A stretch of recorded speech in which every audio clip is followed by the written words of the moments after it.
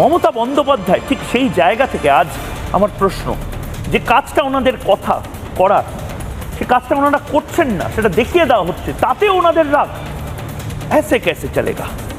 2021 সালের একটা ঘটনা নিয়ে কোন একটা টিভি চ্যানেল আমার ইলেকশন ড্যামেজ করবার জন্য গত 72 ঘন্টা ধরে একতরফাভাবে একই নিউজ দেখিয়ে গেছেন। অথচ সেই সময়টা অর্জুন সিং ওখানকার এমপি ছিলেন এবং যারা করেছিল তারা কিন্তু অ্যারেস্ট হয়ে এখনো জেলে আছে। আর কতগুলো টিভি চ্যানেল আছে যাদের নাম আমি করতে চাই না, নাম করলে কষ্ট লাগে। আমি আপনাদের বলবো, আপনাদের কিছু ক্রস চেক করার থাকলে, নবান্ন তো আমাদের সবাই থাকে, আমরাও থাকি, আপনারা ক্রস চেক করে নিন, পুলিশের কাছে ক্রস চেক করে নিন যে অ্যাকচুয়াল কি ঘটনা ঘটেছে। এমনকি পুলিশ যখন বলছে, ইনফরমেশন দিচ্ছে, তখনও সেটাকে আপনারা ক্যারি করছেন না, just one sided news carry হচ্ছে। আপনারা কি দয়া করে রেফারেল কেস কমাবেন? প্রেগনেন্ট মাদারকেও আপনারা ক্রিটিক্যাল কেস বলে রেফার করে দিচ্ছেন। সে যখন কলকাতায় এসে পৌঁছচ্ছে, অপারেশন থিয়েটারে যাওয়ার আগেই মারা যাচ্ছে। এর জন্য তো আপনাদের দায়িত্ব নেওয়া উচিত। কেন আমি প্রেগনেন্ট মাদারকে পাঠাবো এইভাবে? শতরূপ, মানে রাজা তোর কাপড় কোথায়, এটা বারবার যদি তৃণমূলকে বলা হয় তাহলে প্রবলেমটা কোথায়? মানে যারা সত্যি কথা বলছে, আমি মোহাম্মদ সেলিমের ক্ষেত্রে দেখছিলাম যে মোহাম্মদ সেলিমের নামে মামলা করা হয়েছে, অমিত মালভিয়ার নামে মামলা করা হয়েছে। শতরূপ, প্রবলেমটা কোথায়? মানে মমতা বন্দ্যোপাধ্যায় শিক্ষক সংবাদ মাধ্যম হতে পারেন, কিন্তু মমতা বন্দ্যোপাধ্যায় বা তৃণমূল কংগ্রেস এভাবে ঝাঁপিয়ে পড়ছে কেন, যারা মানে হুইসেল ব্লোয়ারদেরকে আটকানোর জন্য? দেখো, আমি বলছি মমতা বন্দ্যোপাধ্যায় অত্যন্ত জনপ্রিয় নেত্রী। কয়েকদিন আগেও এটা প্রমাণিত হয়েছে যে বাংলায় নিঃসন্দেহে ওনাকেই সবচেয়ে বেশি মানুষ, মানে অন্য যে কোনো দলের যে কোনো নেতা নেত্রীর থেকে ওনাকে বেশি মানুষ সমর্থন করেন, এই নিয়ে কোনো সন্দেহ নেই। তাও আমি একটা কথা বলছি, আমি না এরকম নির্লজ্জ কোনোদিন আমার জীবনে দেখবো কখনো ভাবিনি। আমরা মাইনরিটি এই প্রশ্নে, এই মুহূর্তে তো বটেই, কিন্তু আমি তবু আমাকে এটা বলতেই হবে যে উনি বলছেন আজকে যে 2021-এর ঘটনা, তখন এর পেছনে অর্জুন সিং ছিল। আর 2021 সালে অর্জুন সিংয়ের পেছনে কে ছিল? 2021 সালে অর্জুন সিং কোন দলটা করছিল যে সময়কার এটা ঘটনা? কোন দলটা করছিল? বা তার পরবর্তীকালে অর্জুন সিংকে কে দলে নিল? দেখুন, এই মমতা বন্দ্যোপাধ্যায় এই এবং অর্জুন সিং কি তারপরে আপনি তৃণমূল থেকে তাড়িয়েছেন? জয়ন্ত সিংদের পেছনে অর্জুন সিং আছে, অর্জুন সিংয়ের ভরসায় এরাই বেআইনি কাজগুলো করছে বলে ব্রিগেডের মঞ্চে আপনার পাশে বসছিলেন। প্রার্থী হতে না পেরে নিজে তৃণমূল ছেড়ে তখন আবার বিজেপিতে গেছেন। আগেরবারও যেরকম করেছিলেন এবারও তেমন করেছেন। আগেরবার জিততে পেরেছিলেন, এবার জিততে পারেননি, সেটা আলাদা কথা, কিন্তু দুবারই উনি তৃণমূল ছেড়েছেন, তৃণমূল ওনাকে ছাড়ায়নি। এই মমতা বন্দ্যোপাধ্যায় 2019-এ অর্জুন সিং তৃণমূল জয়েন করার পরে, তোমাদের মনে থাকবে, নৈহাটিতে গিয়ে সভা করে বলেছিলেন যে এই অর্জুন আজ থেকে 18 বছর আগে বিকাশ বসুকে এখানে খুন করেছিল। আমি তখন ওকে কিছু বলিনি। বিকাশ বসু কিন্তু সিপিএমের কেউ ছিলেন না, কি বিজেপির কি কংগ্রেসের কেউ ছিলেন না, তৃণমূল কংগ্রেসেরই মমতা বন্দ্যোপাধ্যায়ের দলের একজন লিডার, অত্যন্ত বড় লিডার ওই নৈহাটি অঞ্চলের। তাকে খুন করলেন অর্জুন সিং। এইটা জানার পরে মমতা বন্দ্যোপাধ্যায় সেই অর্জুন সিংকে 2006 সালে তাকে এমএলএ করলেন, 2011 সালে এমএলএ করলেন, 2016 সালে তাকে এমএলএ করলেন। তারপরে একটা সময় তিনি প্রার্থী হতে না পেরে নিজে তৃণমূল কংগ্রেসের মুখে ঝেঁটার বাড়ি মেরে বিজেপিতে চলে গেলেন। তারপরে আপনি গিয়ে বলছেন যে অর্জুন আমার দলের বিকাশ বসুকে খুন করেছিল 2001 সালে। মানে আমি বলছি এটা কি? মানে বলছি আপনি জিততে পারেন, আপনি 3টে কেন, আপনি 300 বার বিধানসভা ভোট জিতুন, কিন্তু একটা ক্লাস 5-এর বাচ্চা তো এই নির্লজ্জতা দেখলে লজ্জা পাবে। আর আমি দেখো এখানে, আর আমি দুটো কথা খালি বলছি এখানে, এই যে জয়ন্ত সিংয়ের আজকেই বারবারন্ত কেন হচ্ছে? আজকে আমি দেখছিলাম তোমাদের চ্যানেল সহ বিভিন্ন মিডিয়া দেখাচ্ছে তার একেবারে তাজমহলকে হার মানিয়ে দেবো একটা বাড়ি, আবার আজকেই ডুপ্লে, আবার আজকেই দেখলাম বাংলো, আজকেই আবার দেখলাম যে সে আজ থেকে 5 বছর আগে অব্দি একটা খাটাল চালাতো, বিহার থেকে সে খাটাল চালাতো, তখন তাকে সাধারণ একটা খাটাল চালানো মানুষের যেমন জীবন হওয়া উচিত তেমন জীবন হলো। তারপরে কি হলো? খাটালে গরু পুষতো, যখন গরু পোষা বন্ধ করে সৌগত রায় আর মদন মিত্রকে পোষা শুরু করলো, তখন থেকে তার খাটালটা ডুপ্লেক্স হয়ে গেল। তার মানে এবং তার এই সামাজিক ক্ষমতা জন্মে গেল যে সে ওখানে কোয়াসি কোর্ট চালাচ্ছে, সে গণ আদালতে বিচার করছে, যাকে ইচ্ছে হচ্ছে ডেকে এনে বাঁশপেটা করে দিচ্ছে। এবং যে কথা আমি অনেকদিন ধরে তোমাদের এখানে সহ বিভিন্ন জায়গায় বলছি, যে তৃণমূলের আমলে তুমি রাজনীতি ছেড়ে দাও, সামাজিক ইনস্টিটিউশনগুলো আছে কীরকমভাবে তৃণমূলের হাতে বন্দী। এই যে জয়ন্ত সিং যে মারধর করছে, বাঁশপেটা করছে, কোথায়? তৃণমূলের পার্টি অফিসে নিয়ে গিয়ে করতো, তাও এটা বুঝতাম। তৃণমূলের পার্টি অফিসগুলো এইসবেরই জায়গা, আমরা জানি, ক্লাবের মধ্যে। তার মানে কি একটা পাড়ার ক্লাব? সে ক্লাব তো সিপিএমেরও নয়, তৃণমূলের নয়, কংগ্রেসেরও নয়, পাড়ার লোকের, বিজেপিরও নয়, সেটা পাড়ার লোকের ক্লাব। আর যে পাড়ার ক্লাব থেকে শুরু করে পুজো কমিটি থেকে শুরু করে তৃণমূল কংগ্রেসের এক মুখপত্র আমাদের কলকাতা ময়দানের সবচেয়ে পুরনো ফুটবল ক্লাবের উঠোনে বসে তৃণমূল কংগ্রেসের সাংবাদিক সম্মেলন করলেন কদিন আগে, তাই নিয়ে কন্ট্রোভার্সি হলো। আমি বলছি এই যে বিভিন্ন জায়গাগুলোকে যে এইভাবে এরা দখল করে নিচ্ছে, সামাজিকভাবে দখল করে নিচ্ছে, এইটাকে আমরা কদিন বরদাস্ত করবো? আর আমার লাস্ট যে কথাটা, দেখো তোমরা এখানে দেখাচ্ছিলে রেফার রোগ ইত্যাদি, তোমাদেরকে এখন ছবি দেখাতে পারি। মমতা বন্দ্যোপাধ্যায় বলছেন আপনারা কেন রেফার করছেন, কলকাতা শহরে কেন পেশেন্টকে পাঠাচ্ছেন?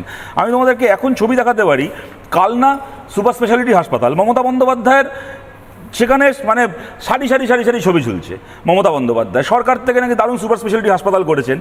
সেইখানে একবারে পশ্চিমবঙ্গ সরকারের পক্ষ থেকে একবারে বোর্ড ঝোলানো রয়েছে যেগুলো উপলব্ধ নয়, সিটি স্ক্যান, এমআরআই, ইউএসজি উপলব্ধ নয়। এবার আমি মমতা বন্দ্যোপাধ্যায় আপনাকে জিজ্ঞেস করছি, কালনা সুপার স্পেশালিটি হাসপাতালের যে ডাক্তাররা রয়েছেন কি সুপার রয়েছেন তার ক্ষমতা নেই, তিনি সরকারি কর্মচারী আপনার মুখের সামনে এটা বলার, কিন্তু আজকে যদি ওখানে এমন কোনো পেশেন্ট যান যা সিটি স্ক্যান লাগবে কি এমআরআই লাগবে কি ইউএসজি লাগবে, তাকে অন্য কোথাও ডাক্তারবাবুরা রেফার করবে না তো কি মাথায় নিয়ে নাচবে? কি করবে? তাকে রেফার করবে না তো? আজকে যদি একটা বাচ্চাকে কেউ এসএসকেএমে ভর্তি করতে নিয়ে যায় ওখানকার শিশু বিভাগে, সেই বাচ্চাটার যদি ওখানে তার অত্যন্ত ক্রিটিক্যাল অবস্থা হয় এবং তাকে যদি আইসিইউ লাগে, শিশু আইসিইউ, চাইল্ড আইসিইউর বেডটা খালি নেই, তার কারণটা হচ্ছে আপনার ভাইপোর পোষা চোর কালীঘাটের কাকু ওখানে উপরে শুয়ে আছে ইডির হাত থেকে বাঁচার জন্য। এমত অবস্থায় সেই ছোট বাচ্চাটাকে হয় বলবে তুমি ফুটপাতে মরো, বাপ মাকে বলবে আপনার বাচ্চা মরবে দাঁড়িয়ে দাঁড়িয়ে দেখুন, অথবা তাকে অন্য কোথাও রেফার করবে না তো কি নাচবে ডাক্তার তাকে নিয়ে? ঠিক রেফার করবে না তো কি করবে? ঠিক আপনি এক সেকেন্ড, আপনি সরকারি হচ্ছে হাসপাতালের পুরো প্রসঙ্গটাকে পাশে সরিয়ে দিয়ে যে তোমরা বলছো না উনি করে নায়কের অনিল কাপুরের মতো মাঝে মধ্যে বেরিয়ে পড়লেন কোলে মার্কেটে, কালকে থেকে জিনিসের দাম কমে যাবে। উনি কি করলেন? প্রাইভেট নার্সিংহোমে, তোমাদের মনে থাকবে সমস্ত কলকাতা শহরের বড় বড় প্রাইভেট নার্সিংহোমের মালিকদেরকে কর্তৃপক্ষদেরকে ডেকে এনে উনি মিটিং করেছিলেন। সেই মিটিংয়ের কি ছিঁড়ি মেডিকেল কর্তৃপক্ষকে জিজ্ঞেস করছে, আচ্ছা আপনারা এখনো কিডনি বিক্রি করেন? মানে ওরা দাঁড়িয়ে বলবে, হয় বলবে যে হ্যাঁ ম্যাডাম এখনো বিক্রি করছি, আপনার লাগলে কিনবেন, আপনাকে ডিসকাউন্টে দেবো, আর নাহলে ওরা বলবে যে না ম্যাডাম পরশু অব্দি করেছিলাম আর এখন আর কিডনি বিক্রি করছি না। বলছে আপনারা কিডনি বিক্রি করেন এখন আগের মতো, এই করেন সেই করেন। কি বললেন প্রাইভেট নার্সিংহোমের যে নিয়ন্ত্রণহীন বিল বাড়ছে তার বিরুদ্ধে সরকার একটা ক্যাপ লাগাবে। আমি জিজ্ঞেস করছি এই মিটিংয়ের পরে 10টা বছর পার হয়ে গেছে, বলুন যারা আজকে আমাদের এই আলোচনা শুনছেন, একজন তৃণমূল কংগ্রেস সমর্থকও যদি শোনেন, সারা জীবন তিনি চাকরি বাকরি করে কি ব্যবসাপত্র করে যে টাকা জমাবেন, যদি একটা প্রাইভেট নার্সিংহোমে যদি 12 দিন আইসিইউতে থাকতে হয়, 16-17 দিন পরে ডিসচার্জ হয়ে আসেন, সারা জীবনের সঞ্চয় নার্সিংহোমে দিয়ে বাড়ি ফিরবেন। ঠিক এটা কি বাস্তবতা নয়? আপনারা একবার করে অনিল কাপুর মার্কা মিটিং করে কি লাভটা হয় ঘোড়ার ডিমের? আচ্ছা কে আদি 30 সেকেন্ড, আমি তারপরে শুভাশিসদার কাছে যাবো। ভাগ্যিস অর্জুন সিং এলেন, অর্জুন সিং বিজেপিতে না এলে উনি নাম খুঁজে পেতেন না তো। এবং আমার যে বেসিক পয়েন্টটাই তো মিস হয়ে যাচ্ছে ওই শতরূপ, যে অর্জুন সিং তো ওখানকার সাংসদ নন, উনি সৌগত রায়ের নাম নিলেন না, উনি নিলেন অর্জুন সিং এর নাম। আমি ব্যাপারটা কেন বলছি, উনি ভাগ্যিস অর্জুন সিং এলে এসে ওনাকে অন্তত একটা নাম দিয়ে। আমি অনেস্ট কথা বলছি, আমি কি অর্থে কি আদি বললাম যাই না, অর্জুন সিং তৃণমূলে না আসলে মানে তৃণমূলের বিরাট প্রতিরোধ হয়তো এমন নয়, কারণ তৃণমূল দায়ভারটা চাপানোর জন্য সৌগত রায় বলছে মদন মিত্রের জন্য হয়েছে, মদন মিত্র বলছে সৌগত রায়, এখন আর থার্ড রায়কে হুমকি দেওয়া হচ্ছে। আমি সৌগত রায় আজকে আরে না সিরিয়াসলি ভাই রিপাবলিকে সৌগত রায় বলেছে শতরূপ আমি মারছেন উনি। ভাই আমার বলতে খারাপ লাগে, আমি যে কলেজে পড়তাম ওই কলেজের আমার প্রফেসর ছিলেন, দেখা হলে আমি এখন আর স্যার বলে কথা বলি, আমি বসে থাকলে উনি তৃণমূলের নেতা হলো যেহেতু কলেজের অধ্যাপক হিসেবে চিন্তাম, আমি বসে থাকলে কোথাও ওনাকে চেয়ার ছেড়ে দিই, কালকেও যদি দেখা হয় কালকে আবার করবো, কিন্তু ন্যাকামি মারছেন। আজকে আমাদের রাজ্যের মুখ্যমন্ত্রীর নামে কেউ যদি একটা ফেসবুকে পোস্ট করে, পুলিশ অন্য রাজ্য থেকে তাকে গ্রেপ্তার করে নিয়ে চলে আসে, আর শাসক দলের একজন এমপি, কোনো বিরোধী এমপিও নয়, শাসক দলের একজন এমপিকে নাকি 2 বার ফোন করে ডেথ থ্রেট দেওয়া হলো, মৃত্যুর হুমকি দেওয়া হলো, তার সরকার তার পুলিশ সে নিজেই বলছে আমি কমিশনারকে জানিয়েছি, তারপর একটা ফোন নাম্বার ট্রেস করে একটা লোককে ধরা যাচ্ছে। আমি এই ব্যারাকপুর শিল্পাঞ্চলে জন্মেছি, ওখানেই বড় হয়েছে, আজও ওখানেই থাকি। তুই জয়ন্ত সিংকে চিনতে? না জয়ন্ত সিংকে চিনতাম না। কিরকম কিন্তু এই ধরনের জয়ন্ত সিং টাইপের ছেলে বা লোকদের কলেজ লাইফ থেকেই দেখেছি। এই স্পেসিফিক জিনিস একটা জায়গায় বলতেই হবে, লুম্পেন শব্দটা ব্যবহার করলো, অনেকেই ব্যবহার করলেন এখানে। এই লুম্পেনদের পলিটিক্যাল পেরিফেরিতে ঘোরাফেরা, তাদের ধীরে ধীরে কিছু ক্ষেত্রে নেতা হয়ে ওঠা চোখের সামনে দেখেছি, এবং আমার কলেজ লাইফে তৃণমূল আমলে ছিল না। ব্যক্তিগত অভিজ্ঞতা এখানে বলতে বসার কোনো মানে নেই, কিন্তু এইটুকু বলতে পারি যে ভয়ানক দৃশ্য বা ভয়ানক অভিজ্ঞতা আমাদেরকেও ফেস করতে হয়েছে কলেজ লাইফে, সেটা ব্যারাকপুর থেকে শুরু করে পরবর্তীকালে শিয়ালদা সোনারনাথ হোক না কেন, তারা যে রাজনৈতিক দলের ছত্রছায়ায় সেই কাজগুলি করতো, তারা আজকে সাধু সাজছে, নিশ্চয়ই তাদের সাজাই উচিত, আজকে তারা ক্ষমতায় নেই। তাদের কেউ পরবর্তী যে তৃণমূলের ছত্রছায়ায় গিয়ে একই কাজ করে গেছে, এটা স্বীকার করতে আমার খারাপ লাগলেও স্বীকার করতে বাধা নেই। এই জয়ন্ত সিং সেই রকমই লোকজনদের উত্তরসূরি। এই ধরনের লোক, তারা যাদেরকে ব্যবহার তারা করছেন, আসলে তাদেরকে নেতারা ব্যবহার করছেন নাকি তাদের নেতাদের এরা ব্যবহার করছেন, এটাও বলা যেতে পারে। সেই জায়গায় দাঁড়িয়ে শিল্পাঞ্চলের যে অভিজ্ঞতা বিভিন্ন মানুষ বিভিন্ন সময় দেখেছে, সিপিএমের সময় যে অভিজ্ঞতা ছিল, দাদা মামায় সুভাষবাবু রয়েছে এখানে, আরও যারা কংগ্রেসের রয়েছেন, তারা ভালো করে জানেন ওই এলসিএস অফিসগুলো কী কাজে ব্যবহৃত হতো, তৃণমূল কংগ্রেসের পার্টি অফিস বা ক্লাব কী খারাপ কাজে ব্যবহৃত হয়, আর সেই সময় সিপিএমের পার্টি অফিস কী ভালো কাজে ব্যবহৃত হতো আমার থেকে অনেক ভালো বেশ। কংগ্রেসের নেতারা জানেন। আচ্ছা, শতরূপ আর এক লাইন এক লাইন আর সরকারি হাসপাতালের প্রসঙ্গ উঠছিল, তো এই আড়িয়াদহারি ঘটনায় এত কথা হচ্ছে, সেখানেই একটু পাশেই কামারহাটি সাগর দত্ত হাসপাতাল রয়েছে। সাগর দত্ত হাসপাতাল বছর 15 আগে বাইরে থেকে দাঁড়িয়ে কেউ বলতে পারতো না একটা হাসপাতাল রয়েছে, দেখে মনে হতো ভাগাড়। আজকে সাগর দত্ত হাসপাতালের বাইরে থেকে দেখে বোঝা যায় যে একটা হাসপাতাল আছে, এবং যে বাইপাস জুড়ে যত বেসরকারি হাসপাতালগুলি তাদের রমরমা, ওই 1 টাকা 2 টাকায় জমি তাদেরকে দেওয়াটা কোন আমলে হয়েছিল, কেন হয়েছিল, কিসের বিনিময়ে হয়েছিল, সেই প্রসঙ্গ এখানে বিস্তারিত আলোচনা না করলেও একটু মনে করিয়ে দিলাম। বামফ্রন্ট সরকারের সময় ব্যারাকপুর অঞ্চলে অনেক খুন খারাপি হয়েছিল, এটা একদম সত্যি কথা, এবং সেই খুন খারাপির জন্য মমতা বন্দ্যোপাধ্যায় বামফ্রন্টকে দায়ী করেছিলেন, এটাও সত্যি কথা। তারপরে মমতা বন্দ্যোপাধ্যায় ক্ষমতায় আসার কয়েক বছর পরে বললেন যে সেই সময় আমি যে বামফ্রন্টকে দায়ী করেছিলাম, ওটা ঢপ মেরেছিলাম, আসলে বিকাশ বসুকে আমার দলের লোকই খুন করেছিল, এইটাও সত্যি কথা। মমতা বন্দ্যোপাধ্যায়কে কোট করলাম। তোমার মনে আছে কয়েক বছর আগেকার ঘটনা, কুখ্যাত ক্রিমিনাল মানে জয়েন্ট সিং ফান সিং বাচ্চা, ওর কাছে শ্রীনু নাইডু, খড়গপুরের, হ্যাঁ, বিরাট একেবারে রেল মাফিয়া, তাকে তার বিরোধী গ্যাংয়ের লোক গুলি করে মেরে দিল। ঘটনাটা ঘটলো কোথায়? গুলি করে মারা হলো কোথায়? তৃণমূলের পার্টি অফিসে, খড়গপুরে বসে তৃণমূলের পার্টি অফিসে বসে শ্রীনু নাইডু তৃণমূল চালাচ্ছিল। সেই সময় উল্টো দিকে গ্যাং ঢুকলো, গুলি করে ওখানে মির্জাপুরের মতো একেবারে মেরে ফেলে রেখে চলে গেল। এইটা যা এরা পার্টি অফিসের চেহারা। দেখো, আমি একটা কথা তোমাদের বলি, এই তর্কাতর্কির মধ্যে না গিয়ে, মমতা বন্দ্যোপাধ্যায় যে সময়কার ঘটনাটা বলছে না, যে 2021 সালের মার্চ মাস, সেই সময় পশ্চিমবাংলায় বিধানসভার ভোট চলছিল, মানে ভোটের প্রচার চলছে, তোমাদের মনে আছে? সেই ভোটে মমতা বন্দ্যোপাধ্যায়ের মূল দুটো বক্তব্য বা স্লোগান কী ছিল? 1, বাংলা নিজের মেয়েকে চায়। 2, উত্তরপ্রদেশ বিহার থেকে কোট আনকোট বহিরাগতরা এসে যেন পশ্চিমবাংলার দখল না নিতে পারে, সেটা বাংলার মানুষ নিশ্চিত করুন। যখন মমতা বন্দ্যোপাধ্যায় এই প্রচারটা করছেন, তখন বাস্তবে বাংলার মাটিতে কি হচ্ছে? বাংলার নিজের মেয়েকে ক্লাবের মধ্যে উপুর করে ফেলে বিহার থেকে আসা কোট আনকোট বহিরাগত, এটা তৃণমূলের ভাষায় আমি বলছি, জয়ন্ত সিং এবং রাহুল গুপ্তা বাংলার নিজের মেয়েকে বাঁশপেটা করছে।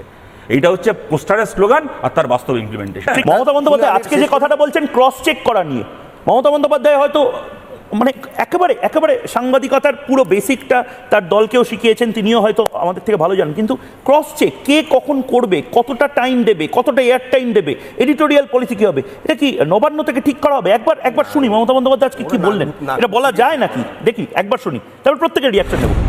আমি আপনাদের বলবো, আপনাদের কিছু ক্রস চেক করার থাকলে নবান্ন তো আমাদের সবাই থাকে, আমরাও থাকি, আপনারা ক্রস চেক করে নিন, পুলিশের কাছে ক্রস চেক করে নিন যে অ্যাকচুয়াল কি ঘটনা ঘটেছে।